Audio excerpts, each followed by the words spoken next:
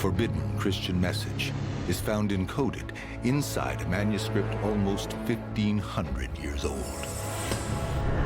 Using state-of-the-art imaging technology, investigators discover what they believe to be a lost gospel. Do these new readings finally prove the controversial claim that Jesus and Mary Magdalene were married? And even more remarkably, do they suggest a strange version of Christianity, perhaps started by Mary Magdalene herself?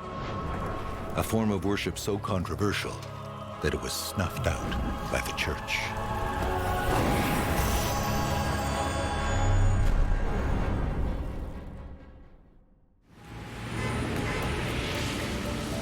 In the rare manuscript section of the British Library is item 17202.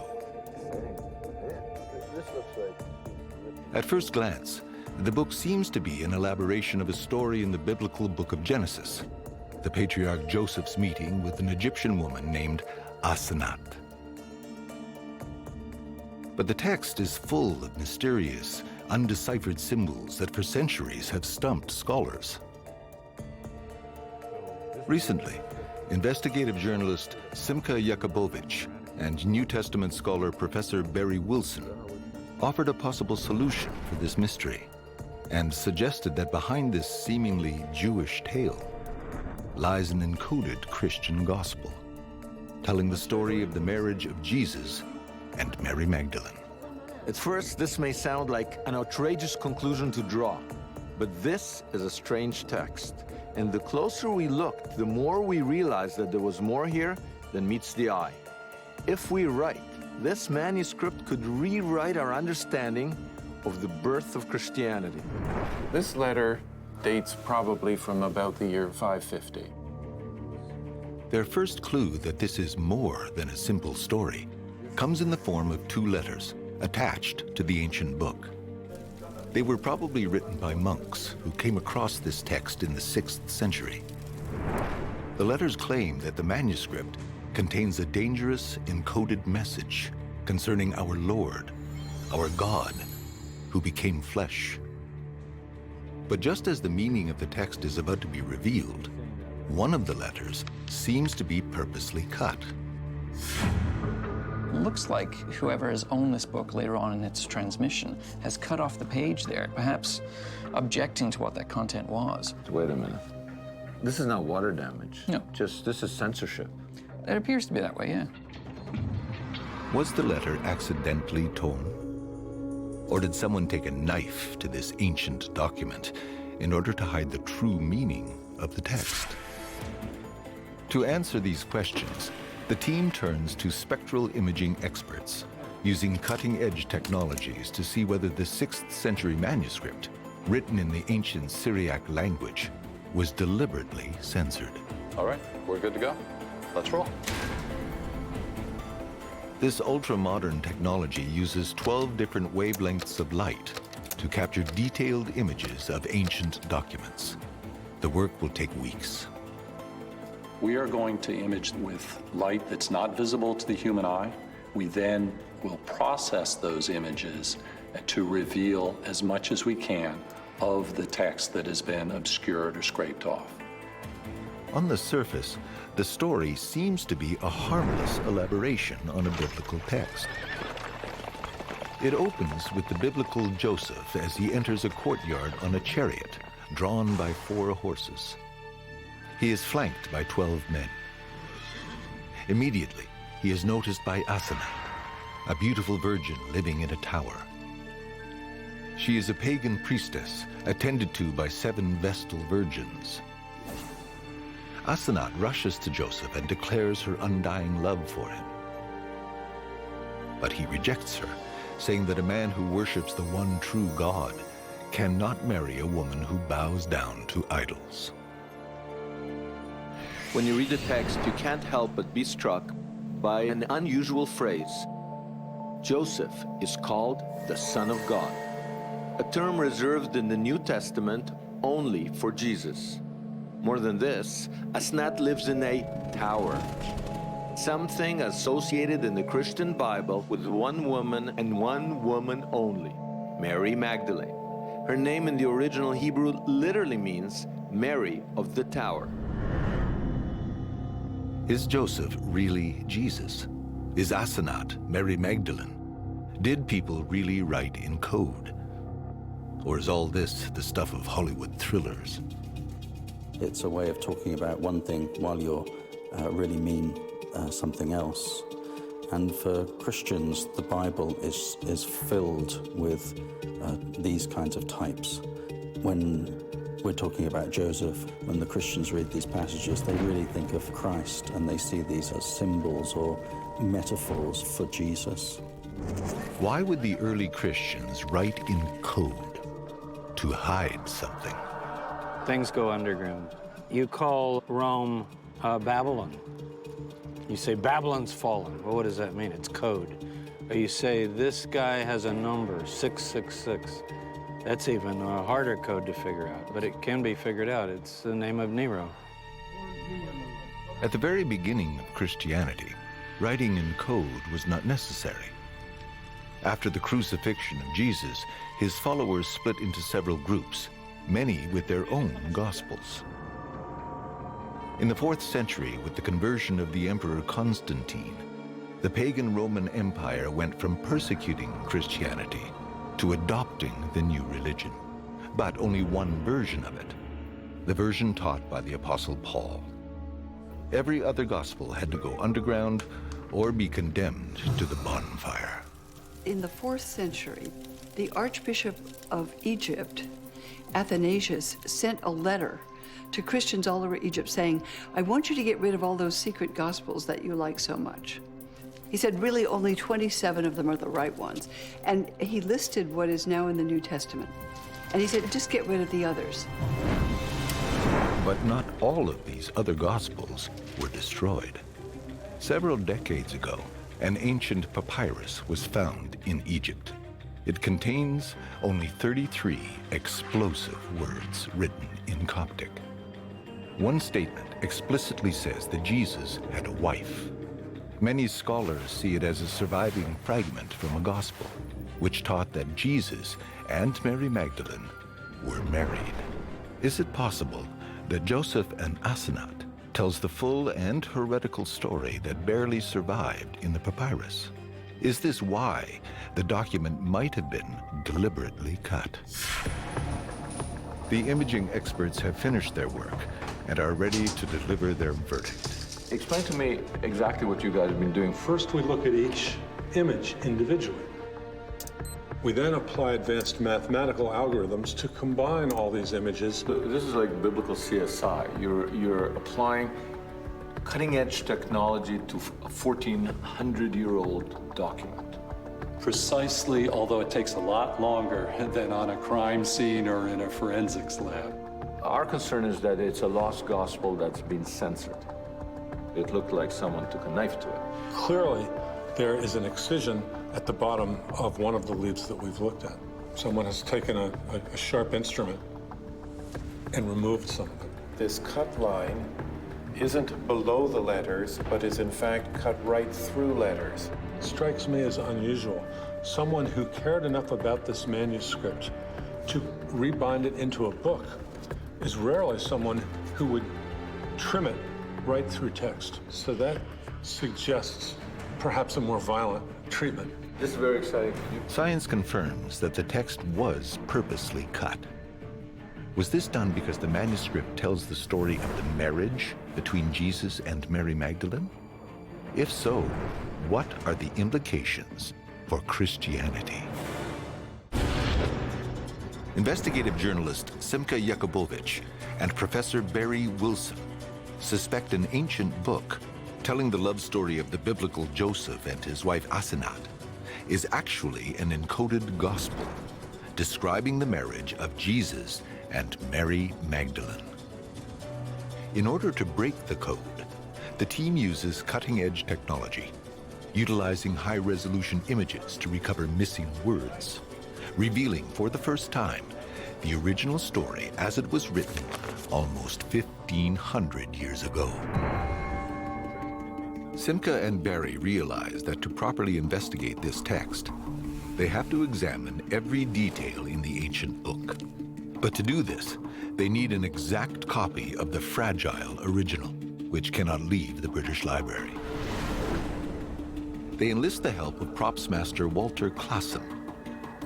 Using high-resolution images, Classen makes an identical replica. Now, they can scrutinize the story exactly as it was written 1,500 years ago. In the text, Joseph is called the Son of God. He arrives from the east, riding a chariot drawn by white horses.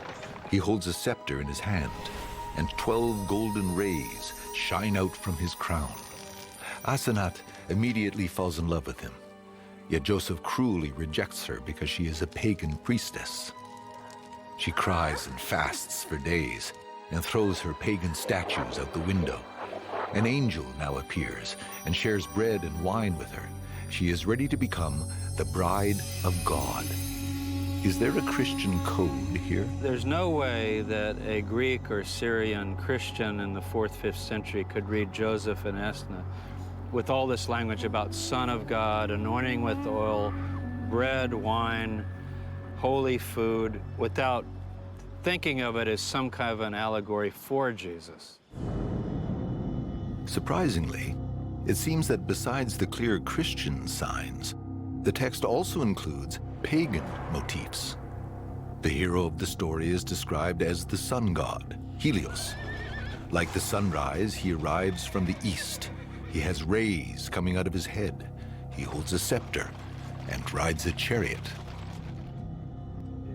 If this is a Christian text, as Simca and Berry believe, it may be suggesting that Jesus' earliest followers saw Jesus as the incarnation of God as they understood him, the sun god, Helios.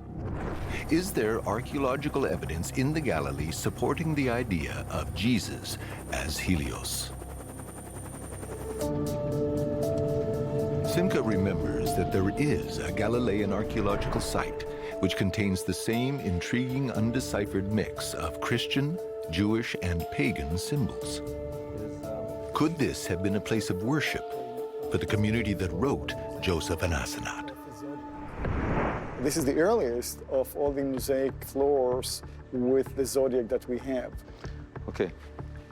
What I'd like to do is actually here, can somebody throw me some water? Let's just analyze here for a second what we've got here. Yes, absolutely. Bring it to life. Did this house of worship belong to the Judeo-Christians, the original Galilean followers of Jesus and Mary Magdalene? Does the mosaic hold the key to their ancient beliefs? We are having here in the center the sun god, Helios, with the rays of the sun. He's got the halo. Yeah, he's got a halo. The rays. Doesn't this image become identified with Jesus at some point? It would be, yes. Also, this whole thing is facing... To the sun, the rising sun. What about the church? All the churches are faced to the east. So this is not facing like a Jewish synagogue. This is... No, it's not. Definitely not. But, you know, at the same time, you've got this here, which is the temple, and you've got all these traditional Jewish symbols. Yes. So we're dealing maybe with one of these secret cults that were running around at the time. Possibly. Whoever, you know, created this mosaic has got it oriented away from Jerusalem. They've got an image in the middle. The sun is in the center. Absolutely. The sun is in the center. It's not Judaic. And yet it's mixed up with Judaic symbols right over there. Absolutely. The only candidates I can see is Judeo-Christians. This is a good hypothesis, a working hypothesis. Judeo-Christians were the first followers of Jesus. Like him, they were Jews straying away from traditional Jewish beliefs. They adopted Jesus' teachings and created a new faith, which was a hybrid of Jewish, pagan, and Christian ideas. According to some of the earliest versions of Christianity, Mary played a significant role in the creation of this new religion. But if all this is true, and this is really Jesus depicted as the sun god, where is Mary Magdalene? And if she was portrayed here, how would she be depicted? Is she the reformed prostitute of Christian tradition? Or is she Jesus' partner, the bride of God? In search of the real Mary Magdalene, Simca and Barry go to her hometown of Magdala, Tower Town, where a major archaeological dig is underway. Mary Magdalene is coming to life, as is her hometown. Behind me, there are people excavating a marketplace. The people who lived here came from many different backgrounds: Jews, Greeks, Romans, Syro-Phoenicians. And right behind the marketplace is the Sea of Galilee. This is a city that was not known about except in ancient records, but the city itself, with its roads, its houses, its synagogue, its tower, all of this is emerging here before our very eyes. Surprisingly, what is emerging is a Galilean town with a diverse population and a mixture of religious ideas represented by synagogues and towers, where rabbis and Phoenician priestesses led their congregations. The text that we have and the archaeology that is emerging here dovetail exactly. According to our manuscript, Mary the Magdalene was a priestess, so she isn't Jewish. She's Gentile. If Simca and Barry are right, and the textual and archaeological evidence suggests that Mary Magdalene was a Phoenician priestess who wed Jesus of Nazareth, how could Jesus, who is referred to in the Gospels as a Jewish rabbi, break a strict law of his time and marry outside his faith? The answer may be related to one of Christianity's most closely guarded secrets regarding the family of Jesus. Investigative journalist Simca Jakubowicz and Professor Barry Wilson believe that an obscure 6th century tale of romance is really a lost gospel, telling the story of Jesus' marriage to a Phoenician priestess, Mary Magdalene. But if their interpretation of the ancient text is rooted in fact, why would Jesus marry outside his faith at a time when he would have been bound by strict Jewish laws? Professor James Tabor believes that Jesus married a non-Jewish woman because he had to. When you talk about Jesus being married or not married, the language is a little bit complex, because he has the question of paternity lurking behind him his whole life.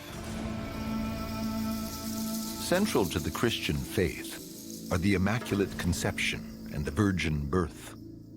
But in 1st century Judea, any uncertainty of paternity would place Jesus in the category of a mamzer, Hebrew for an illegitimate child. According to Jewish law, any child born to a Jewish woman impregnated by someone other than her husband, even God, would be considered a mamzer and could only marry a non-Jew. But is there any historical evidence suggesting that in his lifetime some people considered Jesus a mamzer? Professor James Tabor believes that there is such evidence in the ancient texts of the pagan writer Celsus, and even in the rabbinic Talmud. Is it not the case that your mother was pregnant by a Roman soldier named Pantera, and she was driven away by her husband, the carpenter, and convicted of adultery? The name Pantera also appears in the Jerusalem Talmud. Talmudic tradition routinely refers to him as, you know, Jesus, the son of Pantera.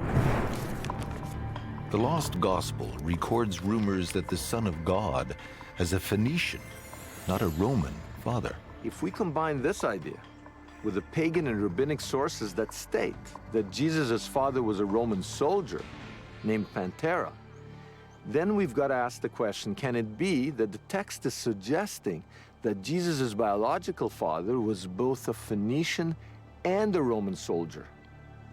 After all, it was standard practice for conquered people, like the Phoenicians, who lived just north of the Galilee and in the Galilee itself, to be inducted into the Roman army.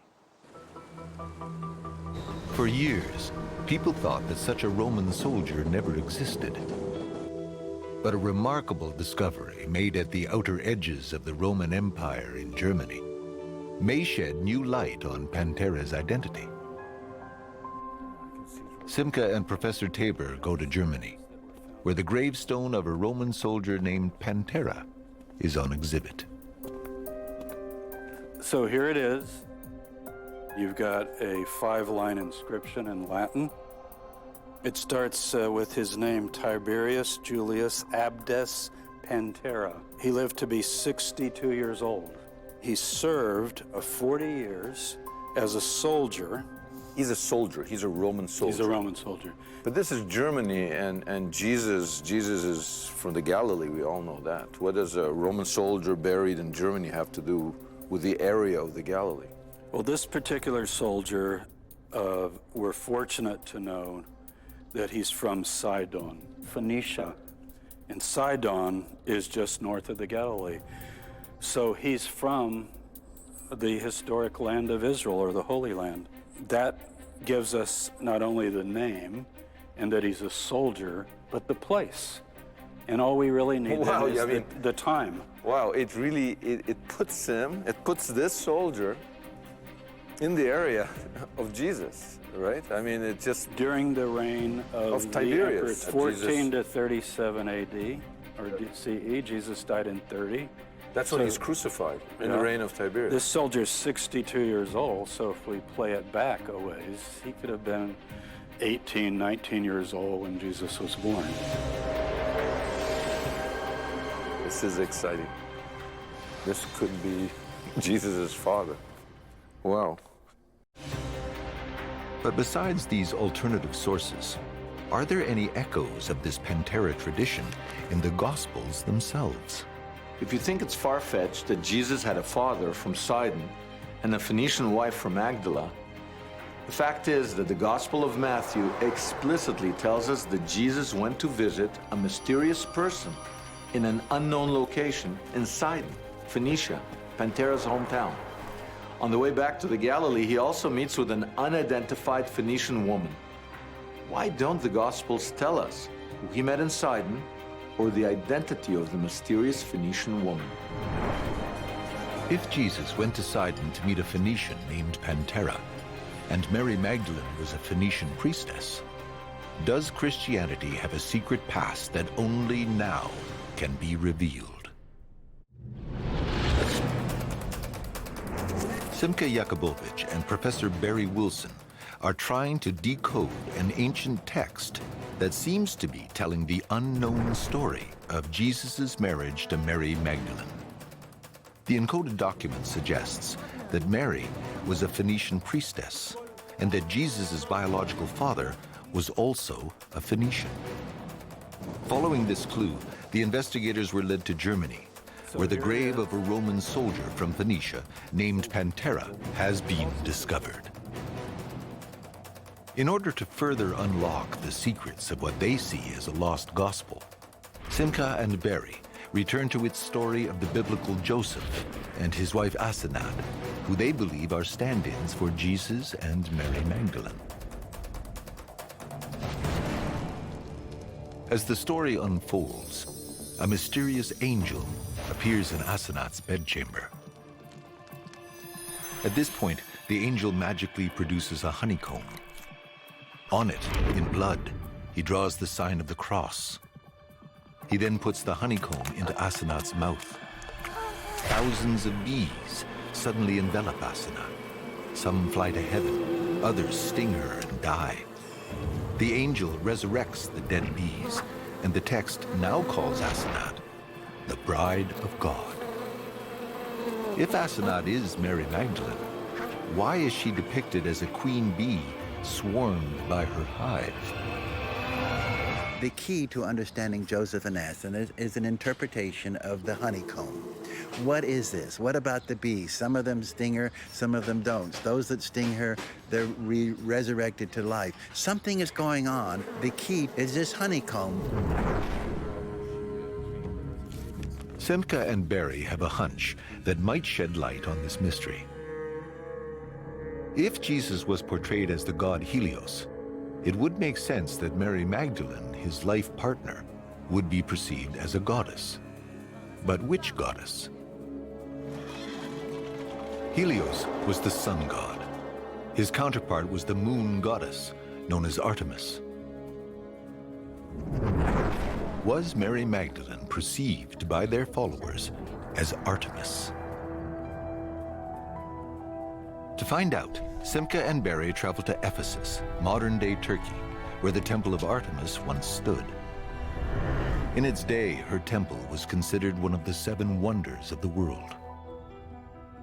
On the way to the local museum, Barry shows Simca an unpublished find, linking Ephesus to ancient Judea. A menorah. A menorah. The Jewish menorah engraved on one of the steps. And most people don't notice this at all. This is amazing. It may have come from the 1st century synagogue that, according to the book of Acts, the Apostle Paul preached in.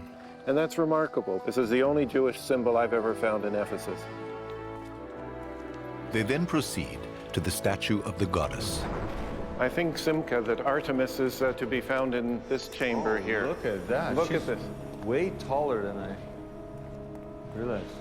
For Simca and Barry, the statue of Artemis matches the description of Asenath in the Lost Gospel. Is this how Jesus' earliest followers saw Mary Magdalene? Let's start at the top. We have a tower, and Asenath is in a tower. Further on down here, we find a belt, a girdle of chastity. This represents the virginity of Artemis and of Asenath, who was also, the text says, a virgin. And suddenly, the bees. We also have the bees and the honeycomb. So do you think we can use this to decode some of the passages in Joseph Nasnat? I think this gives us a better context for decoding that document than any passage out of the New Testament or out of the Hebrew Bible. But in the manuscript, the bees play a central role. Here, they seem to be a minor element.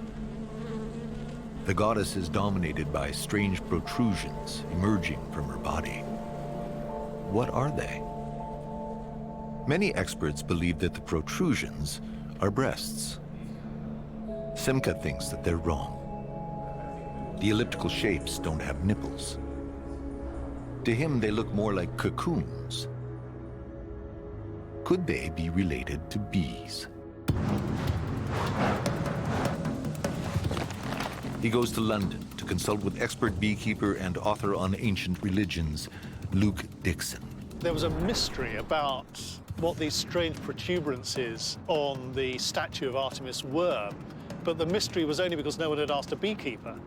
And to a beekeeper looking at them, they immediately had connotations of the larvae, the pupae inside the beehive, the pupae of the about to emerge new queen bees. And I think in an earlier time, when bees and beekeeping was something anyone would have seen as part of their daily life and would have known much more about bees, they wouldn't have been a mystery at all. They represent queen cells. Was Mary Magdalene the queen bee of early Christianity? For her earliest followers, was she Artemis in the flesh? The symbolism seems to work, but there's a problem. Artemis was worshipped in Turkey, and Mary Magdalene lived in the Galilee, thousands of miles from Ephesus. Is there any evidence that suggests that there is a connection between bee-related worship in Turkey and religious groups in the Galilee? The answer may be provided by a dramatic discovery recently made at Tel Rehov, just south of Mary's hometown of Magdala. We found these clay cylinders, kind of 40-centimeter diameter clay cylinders. What is it? A few days later, the verdict was in. They're beehives. We're basically looking at a 3,000-year-old beehive. And it's the only kind ever found anywhere in the world. As in Turkey, the beehives in Tel Rehov were connected to altars, objects used in religious rituals. They were found with female figurines. local versions of Artemis. But that's not all. It turns out that Tel Rehov has one more secret to tell. Inside one of these things, you found honeycomb and you found bee parts? Yes. That's amazing. To extract maximum information from this unprecedented find, the archaeologists ask zoologist Dr. Guy Block to examine the ancient bee remains. Together with nanoscientist Dr. Vitaly Gutkin, Block studies the unique bee remains under a scanning electron microscope, able to magnify 500,000 times. We have quite a lot of remains, but most of them are broken or damaged. They work for hours, studying the bee remains under the microscope. This looks like a part of the wing, and actually we can see here the veins. Wow. They even managed to find a complete wing. It has stayed intact for thousands of years. By analyzing it, they're able to identify the specific species of the bees. Quite surprisingly, those are the Anatolian bees, which are found in Turkey. Incredibly, science has found a possible link between beehives in Tel Rehov and ancient bee-related worship in Turkey. Are they holy bees, imported for religious purposes? Since these types of bees are not indigenous to Israel, they seem to back Simca and Barry's suspicion that the bees in the manuscript were put in the story to create an analogy between Mary Magdalene and the goddess of Ephesus. Is it possible that the earliest followers of Jesus saw him as the sun god Helios and saw Mary Magdalene, his wife, as the moon goddess Artemis? If so, what did the marriage of the sun and the moon mean for the very first Christians? Is this book, written in ancient Syriac, a lost gospel telling the love story of Jesus and Mary Magdalene? The decoded text seems to suggest that they were married and that their earliest followers mixed Jewish, pagan, and Christian practices in their worship. They saw Jesus as the sun god Helios and Mary Magdalene as the moon goddess Artemis. The text highlights the couple's deep affection for each other. It states that 2 children resulted from their union. If this is really the story of Jesus and Mary Magdalene, why is it so different from the traditional version as told by the church? It's never mentioned in the Gospels that Jesus was married, because by the time the Gospels are written, there's a desexualization of the main figures. First, the mother, Jesus himself, and certainly if he did have a wife, his wife, because there's this sense that these figures are so holy and so close to heaven and so removed from the world that the very idea that they would be mixed in with sexuality, it just becomes unthinkable. The lost gospel seems to be what scholars call a Gnostic text. For the most part, the Gnostics were Christians who believed that Jesus and Mary Magdalene were a couple, and that the most important aspect of their teaching was to model a perfect marriage. The Gnostics used to imitate this perfect marriage through a ritual, which is also mentioned in this text, called the bridal chamber. The Gnostics were not some marginal or late group. In fact, some of the earliest Christian archaeology in Rome is Gnostic and seems to attest to some kind of sexual ritual. Gregory Snyder has spent decades studying early Christianity.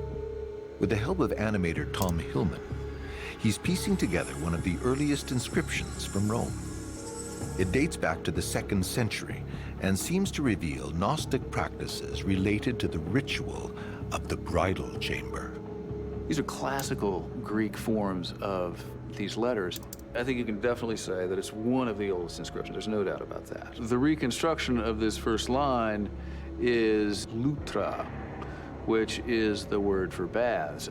Lutra de moi, paston, diducusin sun adelphoi. To my baths, the brothers of the bridal chambers lead me with torches. What exactly does that mean?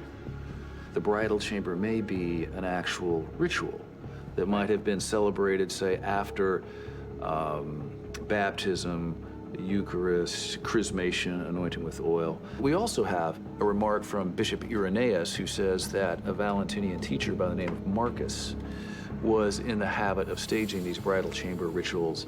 And Irenaeus goes on to say that he did these bridal chamber rituals with female followers as a way of setting up a bridal chamber kind of interaction with them in a, kind of a salacious way.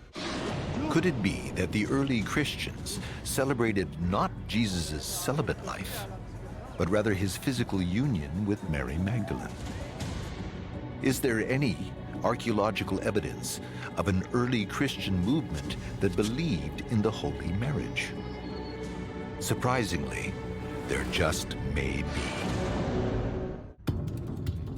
Investigative journalist Simka Jakubowicz and Professor Barry Wilson have embarked on a quest to find Jesus and Mary Magdalene within the Christian codes embedded in an ancient text long forgotten in the British Library. The investigation began with the discovery of two 6th century letters, probably written by monks, who claimed that the text holds a secret meaning regarding the Lord. Just as the ancient letter writer was about to reveal the text's secret message, someone took a knife to his letter.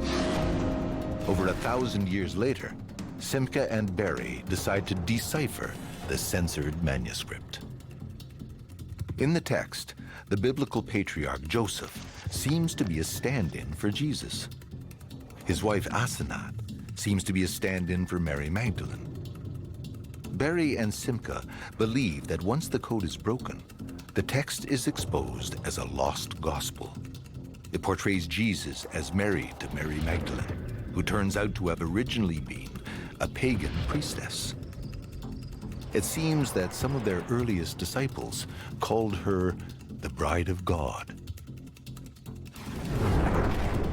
The story depicts Jesus as the sun god, Helios, and Mary Magdalene as the moon goddess, Artemis.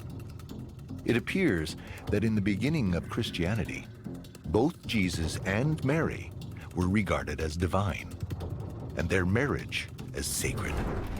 The text further suggests that for some early Christians, communion involved eating bread, drinking wine, and partaking in the secret ritual of the bridal chamber. It's very hard for us to conceive of a Christianity that involves a sacred marriage. But remember, in the ancient world, in Egypt, for example, the welfare of the kingdom depended on the love life of Pharaoh and his wife. The fertility of the land depended on what happened in the royal bedchamber. Why? Because they weren't like you and me. For the Egyptians, their rulers were gods and goddesses. Similarly, if for their earliest followers Jesus was a god, his wife had to be a goddess. So it's not surprising to find this message embedded in our text or in Galilean houses of worship. Evidence of this belief can be found in an ancient mosaic discovered in Beit Alpha in the Galilee. This site, which was originally considered to be a Jewish synagogue, contains the same combination of enigmatic Jewish, Christian, and pagan symbols found at the archaeological site of Hamat Tiberias and in the Lost Gospel. In the center, there is a picture of the sun god, Helios. The depiction of Jesus as Helios riding his chariot across the sky, this dovetails with our manuscript. It also dovetails with one of the earliest depictions of Jesus, in fact, right under the Vatican itself, in the heart of Catholic Christianity. Simka and Barry believe that the moon in the Beit Alpha mosaic represents Mary Magdalene, Jesus' wife, portrayed as the goddess Artemis. But clearly the evidence is open to interpretation. There is no woman, much less a goddess in the mosaics. But if it exists, Simka is determined to find the archaeological evidence that portrays the sacred marriage of Jesus and Mary Magdalene as depicted in the lost gospel. His breakthrough comes when he receives a phone call from the Israel Antiquities Authority, telling him that heavy rains in the Galilee have exposed an ancient mosaic in Beit Shan. This site is not open to the public. It has been covered by sand since the 1930s. Unlike other Galilean mosaics, this one is in a clear Christian context, a 6th century monastery. Simca gets to the site and discovers a shocking image. As in the Lost Gospel, Jesus and Mary Magdalene are together in the center of a zodiac-like circle. They are portrayed as the sun and the moon. After a closer look, Simca discovers that the 12 characters depicted around the central figures are not signs of the zodiac, as in the other Galilean mosaics. They are 12 men. Well, you have 12 men. You don't have 12 men and women. You don't even have zodiacal signs here. You have 13 men all in all. 1 man at the center and 12 men all around. This is a church. If you ask anybody who studies in a church, if you have a man surrounded by 12 other men, who are we talking about? I don't think there's a Christian school child that wouldn't say Jesus and his 12 disciples. An inscription found on the site states that this church is named after Mary, but it does not call her the Virgin, who was always portrayed in Christian art as either holding Jesus as a baby or mourning over his body after the crucifixion. Here, this Mary is depicted as Jesus' equal. Incredibly, the mosaic inscription calls her the founder of the church. Was Mary Magdalene a co-founder of Christianity? Was she perceived as Jesus' divine partner? Did later Christians consign her story to the flames?